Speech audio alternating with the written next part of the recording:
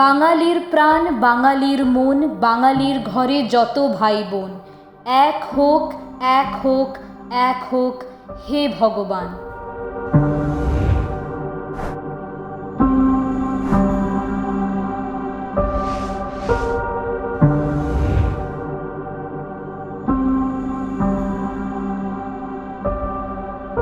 Bengal, once the biggest province of the British Raj, was divided on 15 August 1947 as part of the partition of India.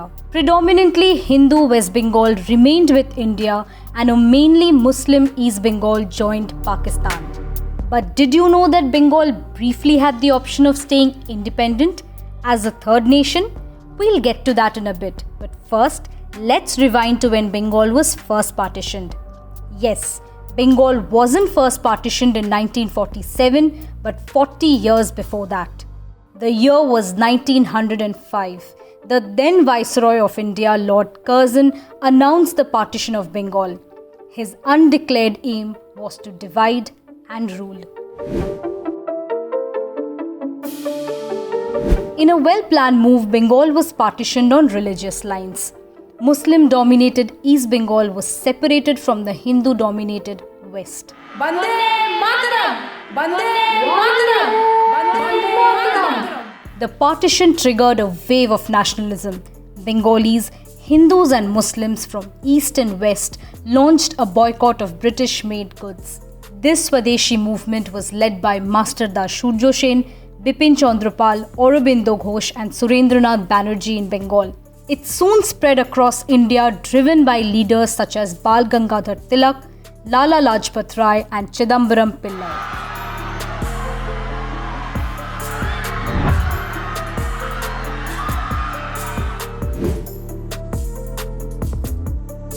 In December 1911, the British bowed down. Viceroy Lord Hardinge announced that Bengal would be reunited. All districts where Bengali was spoken became a single province, while Assam, Bihar and Odisha were separated.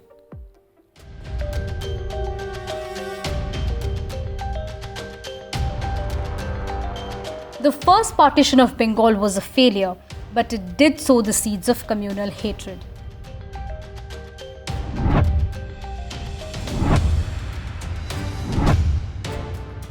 In December 1906, the All India Muslim League was born in Dhaka. Its aim to safeguard Muslim interests in British-ruled India. In 1913, Muhammad Ali Jinnah joined the league, soon becoming its leader. There are two major nations, the Hindus and Muslims. 100 millions of Muslims cannot be characterized as a minority. We are 70 millions in the northwestern and northeastern zones of India. In 1916, the Muslim League and the Congress agreed on creating separate Hindu and Muslim constituencies in the Bengal province. In December 1930, philosopher, poet, politician Muhammad Iqbal first proposed the idea of a separate state for Muslims, comprising Punjab, Northwest Frontier Province, Sindh and Balochistan, giving birth to the Muslim League's two-nation theory. In 1933, a Cambridge law student, Chaudhry Rahmat Ali, gave this separate state a name, Pakistan. Interestingly, the idea of Pakistan at this point did not include Bengal. Hindu India and Muslim India must be separated because the two nations are entirely distinct and different, and in some matters antagonistic to each other. We want the division of India into Hindustan and Pakistan. But communal tensions rose steadily. August 1946 saw bloody riots in Bengal, from Chittagong to Calcutta to Noakhali. In UP, Bihar, Punjab and Northwestern Frontier Province too, thousands were killed.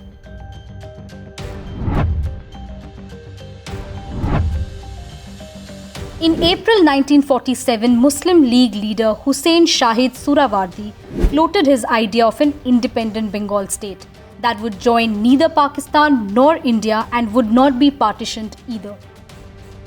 Most Muslim League leaders opposed Surawardi's idea. Ironically, Jinnah supported the plan.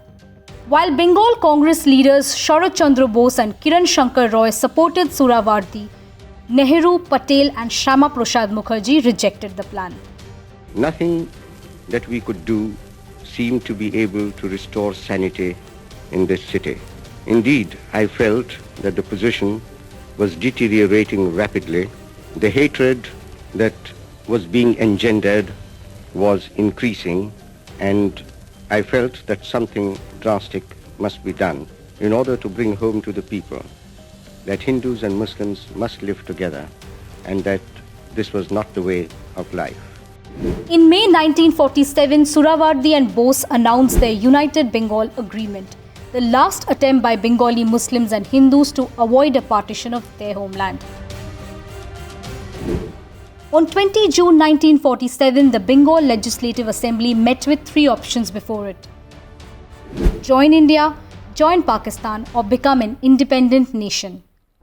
Three voting sessions could not resolve it. Lord Mountbatten, the last Viceroy of India, rejected the idea of an independent Bengal, and ultimately Bengal's destiny was the fourth option: partition.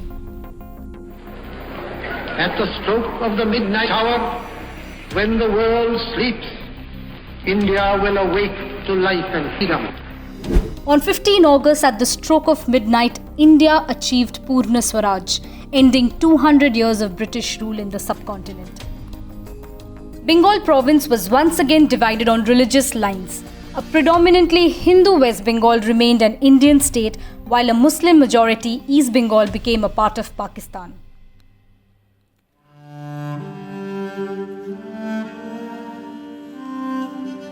Mahatma Gandhi strongly disapproved the idea of independence at the cost of partition. He chose to stay away from the celebrations in Delhi on 15 August. He spent the day in a Muslim suburb of Calcutta, where all sections of the society, Hindus and Muslims, gathered to hear him. Gandhi declared the day to be one for mourning, fasting and prayer, appealing for peace. सारा हिंदुस्तान के हिंदू, मुसलमान, ईसाई, पारसी, सिख सब एक बनकर रहें, और एक बनकर रहें तो पीछे हम तो यहाँ बड़े आराम से रह सकते। मुसलमान मान लो, हिंदू मान लो, सिख मान लो, पारसी मान लो, ईसाई मान लो, और सब भूल जाए कि कभी हम दुश्मन थे, कभी हम अलग अलग थे। Freedom came to Bengal at a huge cost. Hindus and Muslims who once fought the British together were now ready to loot, rape and kill each other. Lakhs were killed, crores displaced, becoming refugees overnight.